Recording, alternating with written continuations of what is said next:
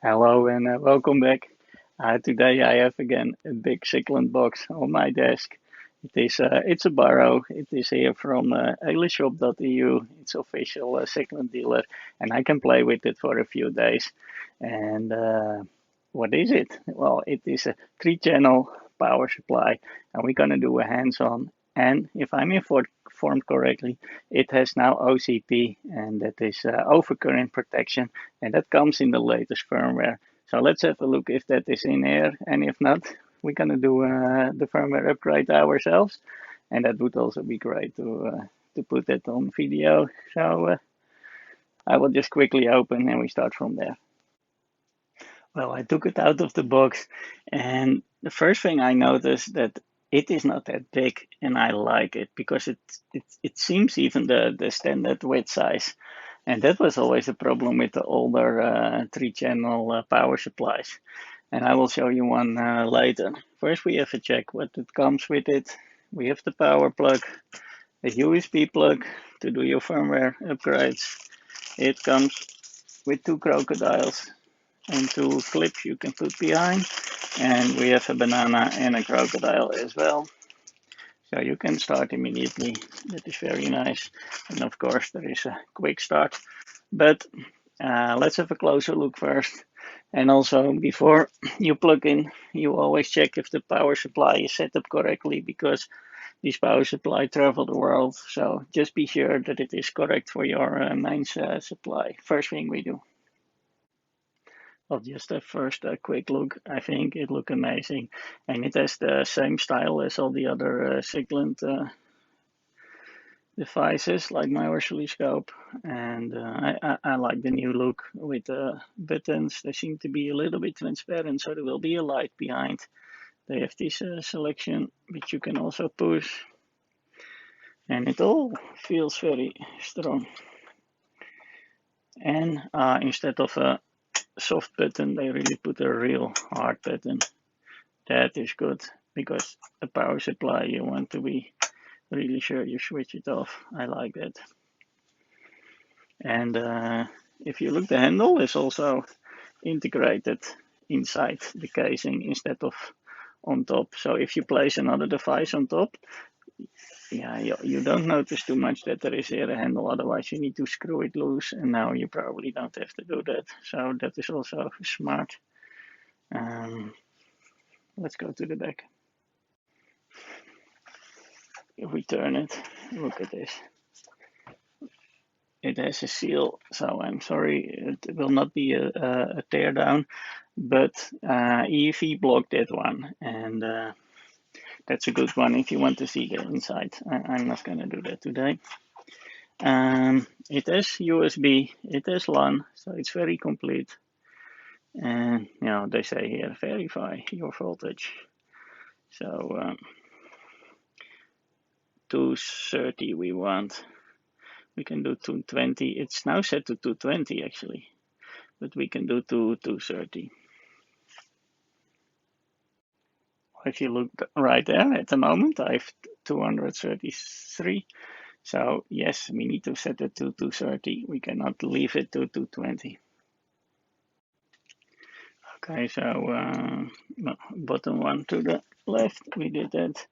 This one to the left, it's now 220, but here we have 230. So put it to this side. Well, that should be correct. So we did verify the line. So we can remove the sticker. Well, let me tell me a little bit about the line they have. It is the SPD3303, and then there is the C version, which looks like this. And then you have the X version, which looks exactly the same as this one,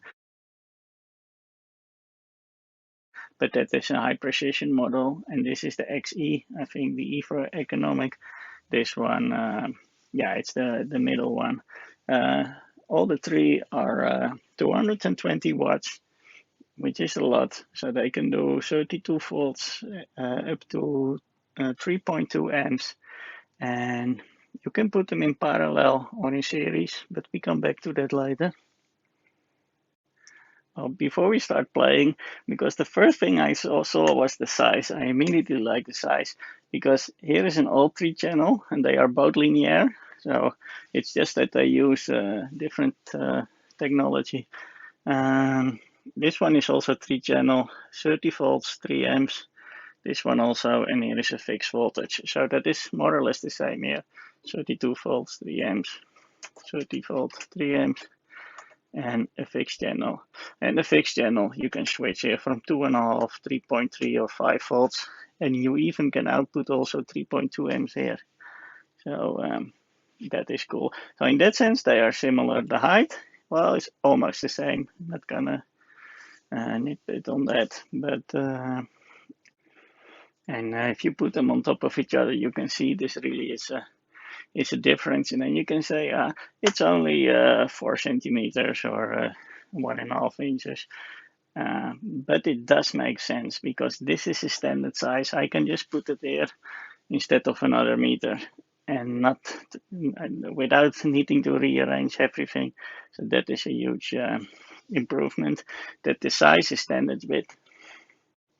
And also if you look at the side here, it also has handles in the side. You need to remove this because otherwise it's even wider. And yeah, this one is just here. It stops right there. And here there is another heatsink. I put the paper so you can see, but it's really there. So also it's a lot deeper, the old one. So I liked really the compact size, what they did. So how did they achieve this smaller size? Well, they added a ventilator also, so there is no heatsink in the back. Hopefully they adjust the speed so it's not annoying, but we will listen. And they use a different transformer. I will try to get a little video and put it there to show you what the transformer looks that it's in there. And now I show you from EEV blocks teardown. And as you can see, they use a different transformer. They use this, I think it's steroid transformers. They are very efficient and also they are a bit smaller. And instead of putting them like this, they put them straight up. And then you can make it a lot smaller, of course, than when you put it like this. So that was really smart. Yeah, now I really like to play with it. So let's switch it on with the real switch, the hard switch, instead of the soft switch. I like that. Look at that. Start screen, blip, and it's alive. No noise. I do not hear a fan. That is good. So the fan noise is only there when you really get some load from it, which makes sense. And then I also don't mind. So well done, Siglent, on this one. Yeah, I will zoom in. But just let's go to the basic functions. I just put a voltage meter, my Keithley on it. Now I've set it to 30 volts with a constant current on 3.2, so the current will not be higher than 3.2, and it's also the maximum. And the cool thing is, it already says here a prediction on the wattage, that it will, how much power it will use. So just below here, it says already 69. So if I increase the voltage, this will also increase here. So this is now to the maximum, 32 volts and 3.2, so it can do 1.2 watts. And here is what it actually will use. So I put this back to 30. And if I now switch on the output, cluck, it's done by a relay. And then you can see the readout on the Keithley. Well, this is very, very nice. It is spot on. To put it in auto. Yes, 32. Look at that.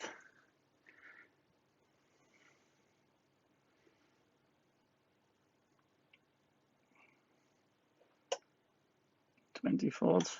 20 volts is 20 volts. 20 volts. And here you have the readout what is actually on the output pins. So this is what you set, and this is actually what it is doing. Now we switch off this and we go to the second one. Well, we have a readout here. That is maybe even more precise. This one, my controls also need to go to the second channel. 32, yeah, perfect. Then we have the last channel, and the last channel is fixed. And this one has 3 fixed settings, but all the settings can do 3.2 amps, and it is also overload protected or constant current on the maximum current setting. So it should do 2.5 volts. So if I switch it on, we look in the back. Yes, it is 2.5 or 3.3 for some of the logics. And we have also a 5 volt. Well, that works, and we can switch it off also. And now you have all these modes. Let's start with the serial mode. Then you can do like this. There is no need to connect these because that will be handled internally. And then we should get 60 volts because you get this one plus this one. So this is double the voltage, and in parallel is double the amps. So if you do this, and then they both will go on. And as you can see in the back, it is exactly double the voltage as normal, and you always control with the first channel because the first channel is the master. So if we put down, it does twice down. So if we go to 25, now we go to 50 volts. Oh, that is almost 50 volts. And in parallel mode, we can get double the current. So that's also cool. So switch this off back to normal. Then we put them in the master. And so let's try the parallel mode. What happens then? If I put the parallel and I put it on, both will switch on. We are controlling here. And as you can see, both those power supplies go with one control. And well, maybe I can just put a load and see if we can indeed do 6.4 amps. Okay, I created a little setup. We have here the voltage meter. Well, the outputs are on, but the voltage are both to 0. We have here an amp meter. And I have here my load. I just made this one. It's one in my videos. It's with switches. I have here a 1 ohm resistor. 10 ohms, 10 ohms, 10 ohms, 10 ohms. So now it's running on 10 ohms. Now it's 2, so it's 5. Now it's 3.3, and like this it's 2.5 ohms, but 4 times the power. So let's see if I don't smoke it.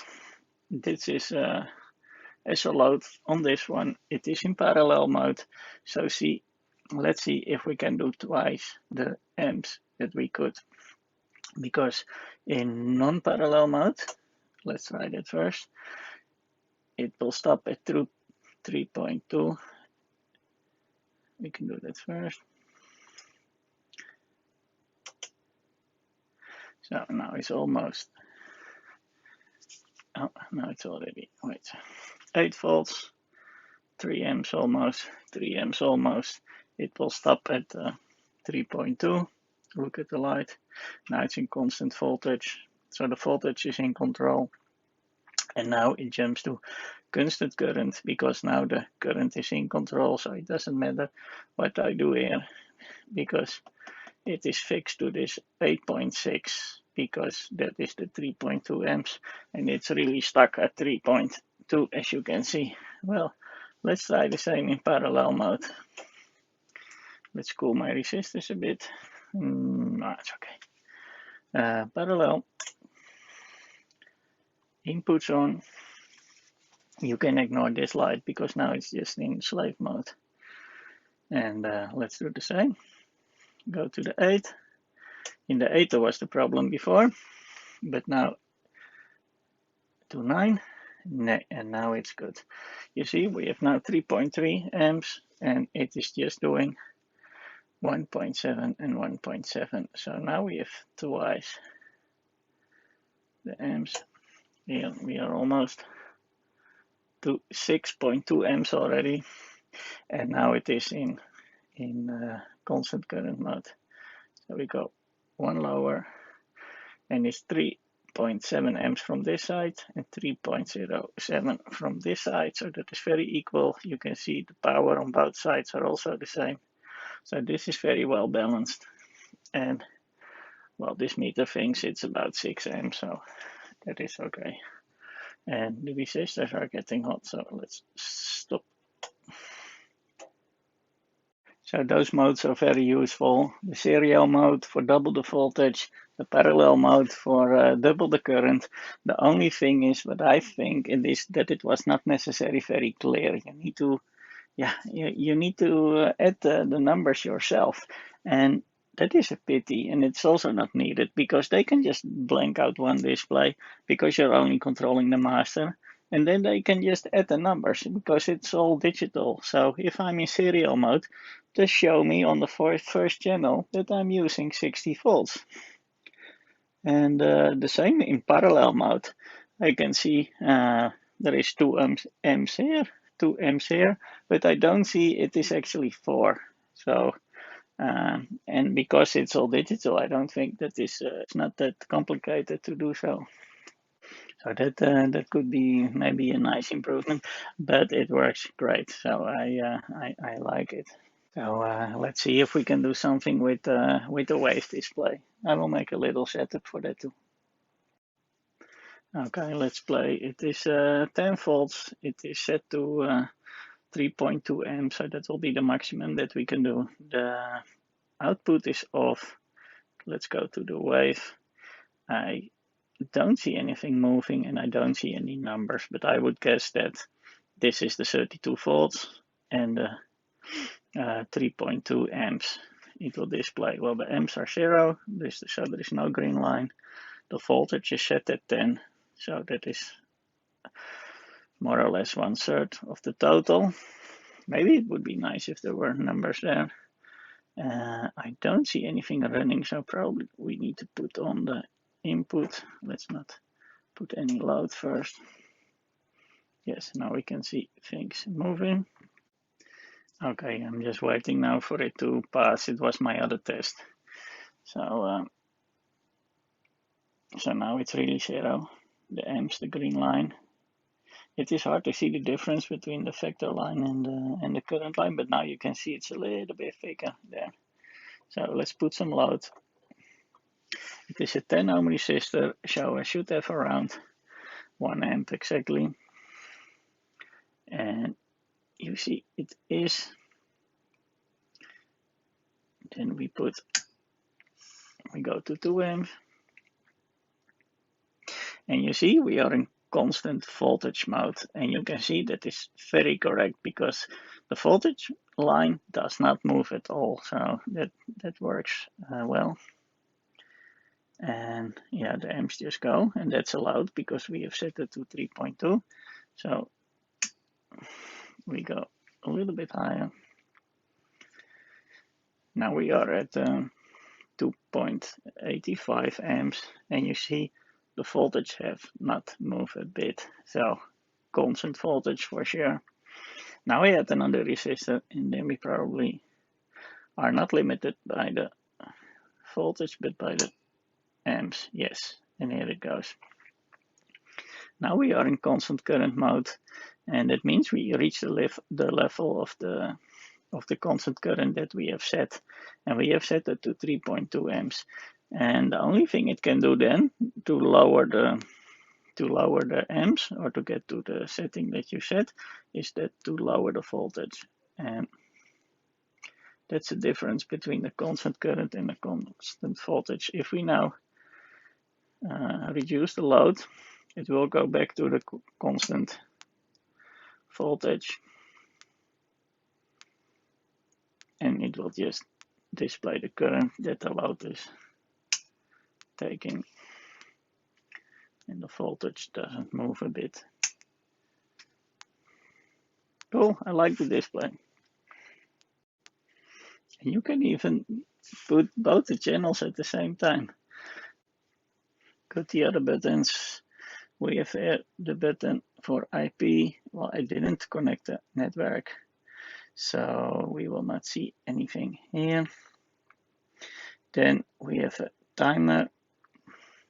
Here we can program a little things. No, like how many voltage, how many amps you want for how many seconds. And then you can just pre-program a little bit, but maybe that's even more easy with the software that there is. And we have here the firmware version. It's rebooted 3 times, and it is the version, well, this version. And I don't think that's the latest, because I think the latest was 27, but I need to look that up. So push again, and we go back. If we push long, then the keys will be locked. We can see a little lock there, and now it doesn't respond. This is great if you have a very expensive equipment and you don't want anyone to touch it. You lock it, and now it's unlocked, and now we can change it again.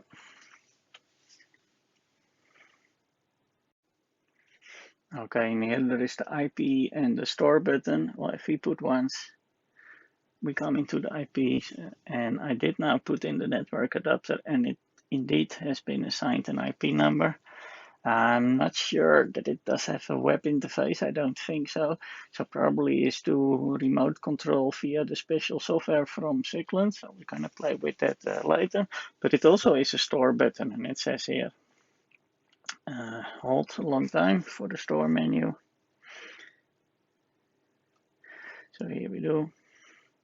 Here we have file choice or operation choice. And we can store, recall, or delete. So what if we store now file 1? I push.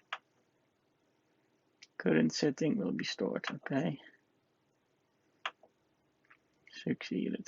Okay, so my file 1 is, now I go back. So this is probably stored. So 10 and 10 and 3.2 and 3.2. So I just put it to 20.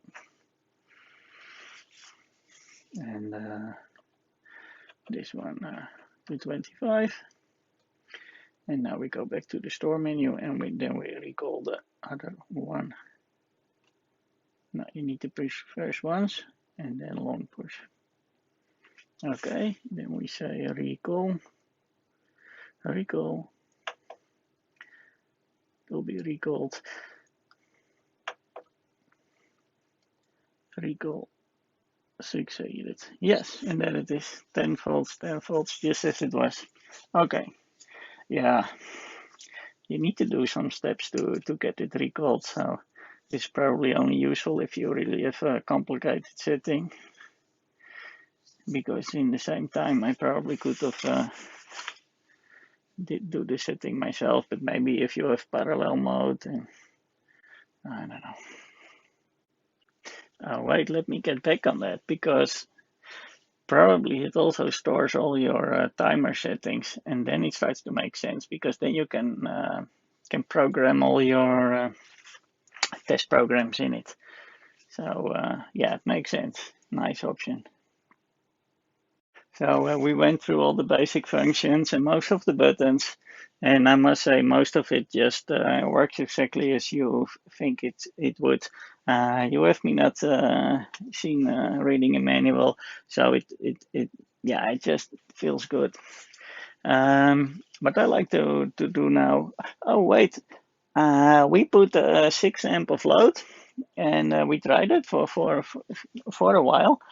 And not even once the ventilator switched on, so it's still silent. It has been silent during all my testing, so that is good. I like that. Yes, and maybe you have seen, but the difference between the connectors is a little bit further apart, and I actually like it. because then they can put a little bit thicker the plastic so you have a good grip, because here standard size, you see it's just a little bit bigger, but this is all for low current applications. So I know mine, and then I actually like the extra space because now you can just easily get to all the connectors. So for me that is a plus, because if you look at that one there, here, this actually is standard size, but here your fingers just get stuck in between, and you're probably never going to use this because this is all low current stuff for audio or for your scope, or so yeah, it is nice that this is standard size, but in the end it is not. Okay, let's try to install the software to see if we can control it remotely. I will do that with the USB because that's probably the most easy, and then I don't need to make it too complicated with the LAN and the IP numbers, and then maybe we get distracted too much. We will get it working, but let's do the USB first. And this I have read because it's not just installing I think it's called Easy Power, but we need to install it first, another plugin to make it work. So I will get my screen recorder, and yeah, you can have a look. So here we are on the PC. I already downloaded, let me see, power supply, Siglent. I already downloaded the Easy Power, and I unzipped it in this folder here. And there is a little guide here.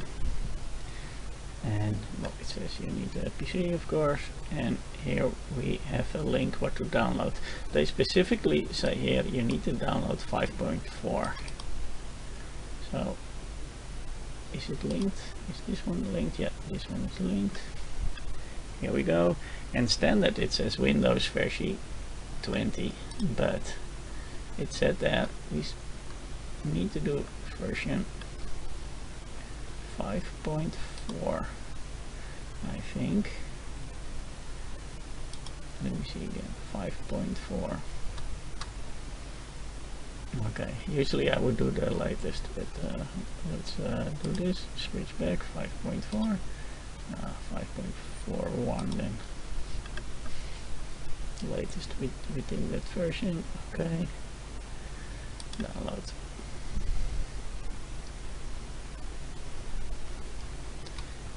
It is 600 megabytes. That will take a little bit. Well, instead of installing the full bundle, you can also choose here to only select the runtime, and the runtime is actually the only thing we need. So I'm going to do that. That is 73 megabytes, which will be a lot faster. Here it's 10 seconds. So that is fast. I hope it is stored in my download folder, so have a look. Yes, it's in my download folder. Let's just unpack that. Extract. Yes, in my download folder, that is okay. That is good. And run the setup.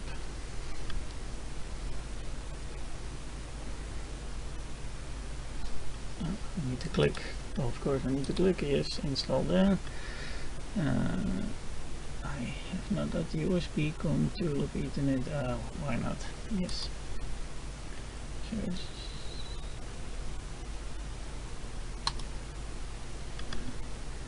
I should not have done that, I think, but there is no, okay, good. Yeah, prima. Cannot install. A higher version is already installed. Okay, so I already have probably a newer version. Then I can skip this. Okay, that is good. Yeah, that is probably because of the my keysight stuff, or here I try to do something with HPIB, So then I can just go back to the software. So you need to install that. Sorry, it's a little bit messy like this. But I think you have seen now both options that you can install. We go back to the Easy Power. I should now be able to install this.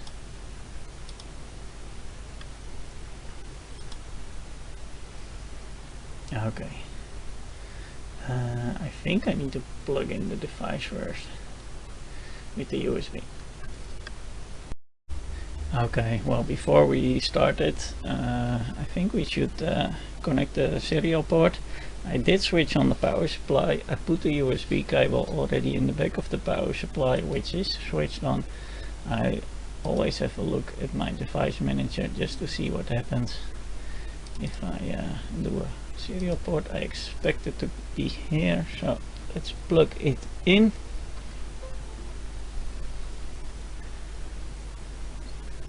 That's weird, usually you see something. No, there must be something here. No, that is my... Oh, here, test and measuring devices. It is an IV, that is the Visa thing. Okay, cool. So that did work. Where is the Easy Power? Just click the start button. Easy Power, here it is. Create a shortcut here. Yes, thank you.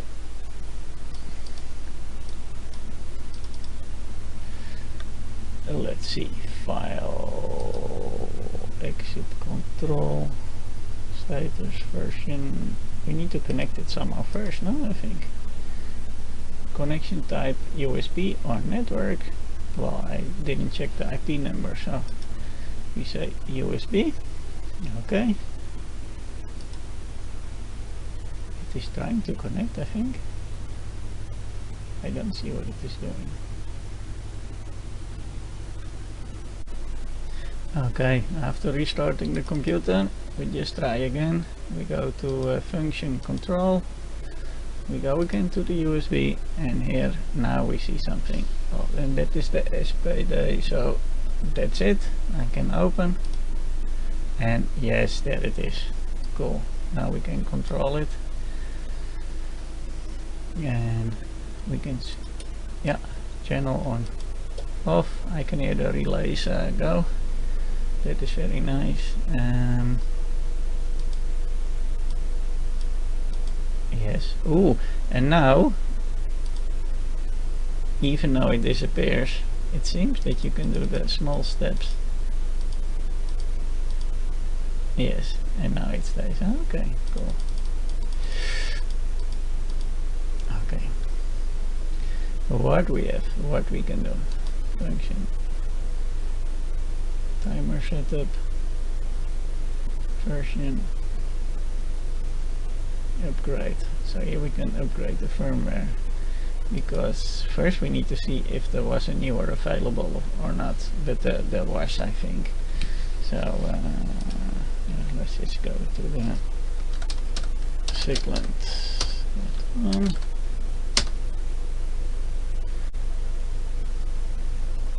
Service and support, firmwares, and maybe we can select the product first. DC power supplies, and what model? This one. Okay, then we have a little bit better view, and yes, indeed, this is newer. The X, the X-E. So be careful, you pick the correct one. Yeah, this one is loaded in it now, I think. So let's have the newest one. That is right here.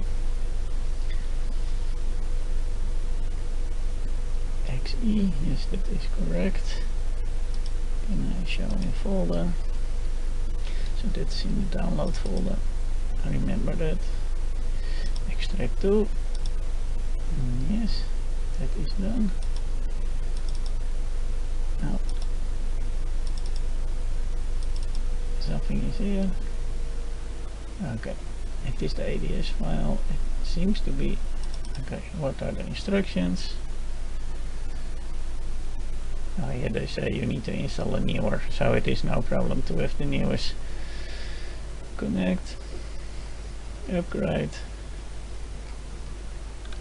normal mode. Select the firmware you want to install and click upgrade. Well, I think we can do that. This is still here. Version, upgrade. Select the file that was in downloads. Here we have it. Open. Upgrade via USB. This device. Okay.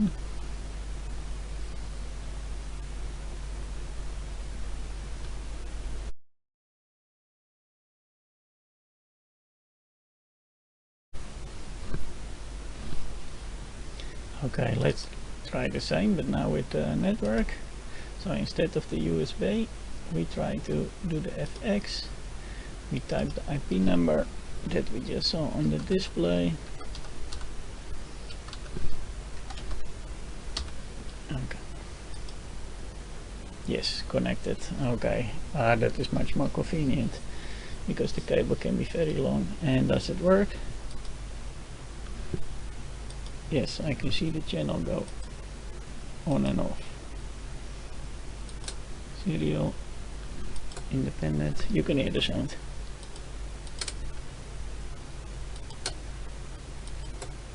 So that works. Okay, let's do the upgrade then.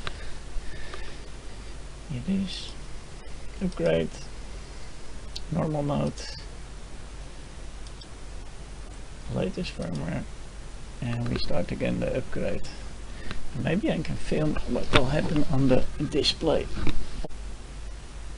So okay, I'm also filming here. I will go back to the main page, and meanwhile I do the push the upgrade button. I will say the same. I need to again put the same IP.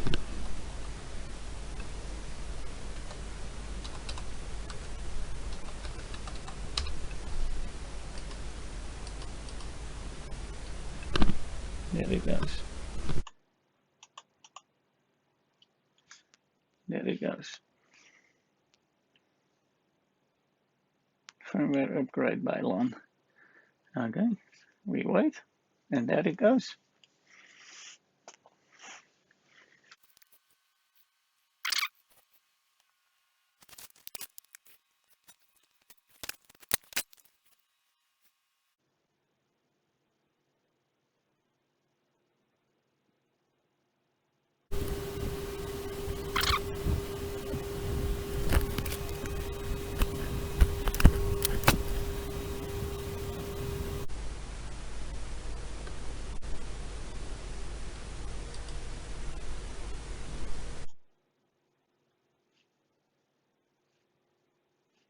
Okay, we see that the Siglent is rebooting, and here it is. And you also see now that the output is gray when it's not switched on. Yeah, that makes a lot more sense. Immediately you can see. And the version, yes, is now the latest 20R2. And now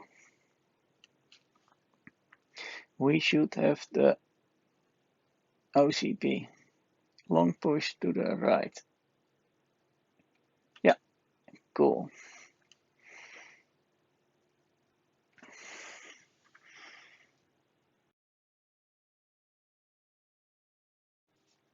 Okay, we are now running on the latest firmware, this version, and the display looks a little bit different. You can really see now when the output is on and off, and I see little bar charts also in the bottom.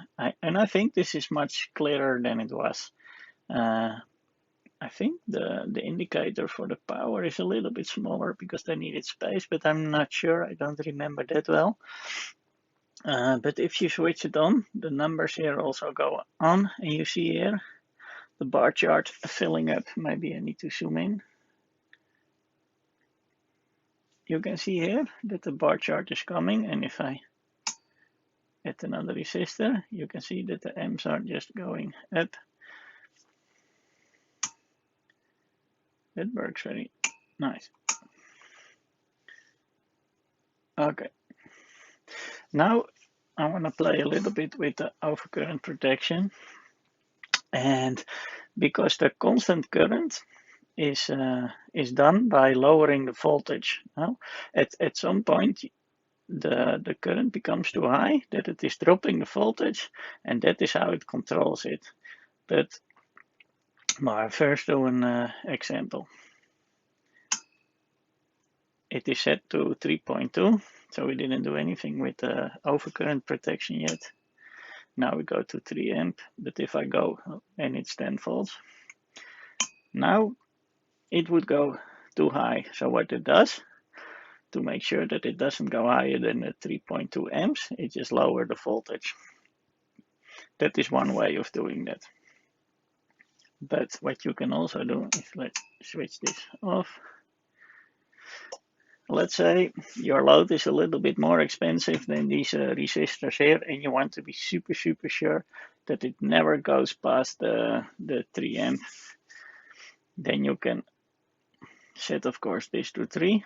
But what if your device in the test maybe also has himself as an active component? And I hope I can make this in a practical test, but somehow by lowering the voltage of the power supply, it is not enough to lower the amps, and then it is out of control because it cannot lower the voltage any more than 0, and yeah, then it will probably cut off. So, but first, just the basic. We leave this to 3.2 because we want to kick in the overcurrent. We do a long push in. Now it says OCP. Well, the OCP need to be set higher than the constant current to not make it kick in, but now we want to make it kick in, so we set this 1 to 3. Long push, back to normal. The CC is higher, so that means the constant current doesn't kick in, but the OCP should kick in. So let's see how that works. 1 amp, 2 amp, almost 3, and now I add the other, and now clack, overcurrent protection, everything switches off. So now you can do anything you want, but the output is switched off.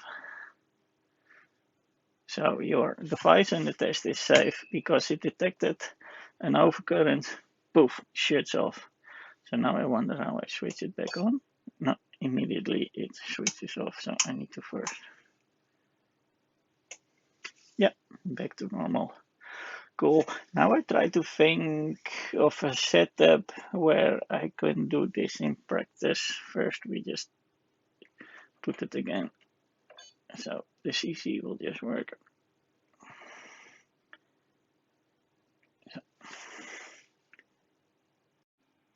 Okay, I built a little setup with 2 power supplies in series. This one is set to 10 volts and 2.4 amps. This one is set to 10 volts with a constant current of 2. And now I'd like to show you what is the difference between the constant current, which is produced by changing the voltage, and the OCP, which is very important, and I will show you why. This outputs on, outputs on. Here you see it is now doing 2 amps. I lower the resistance, and here you see it starts beeping and making noises, but still it is now beeping, making noises. Here it says 2, but as you can see here it says 2.4 amps. So it is not working because it cannot lower its voltage anymore. So even though the constant current was set to 2 amps, because we are using an extra power supply, it was not able to reduce the voltage to 2 amps because the other one was still feeding it. And now we set it to the constant current. Now we do another test with OCP. The OCP we set to 2.1 amp. And the constant current is on 2.4 and here also 2.4. So let's see what happens now if it goes wrong. Switch this one on, switch this one on. Now it's almost 2 amps as you can see, and now I switch the next resistor. And instead of it starting to beep, it just cuts now immediately the channel.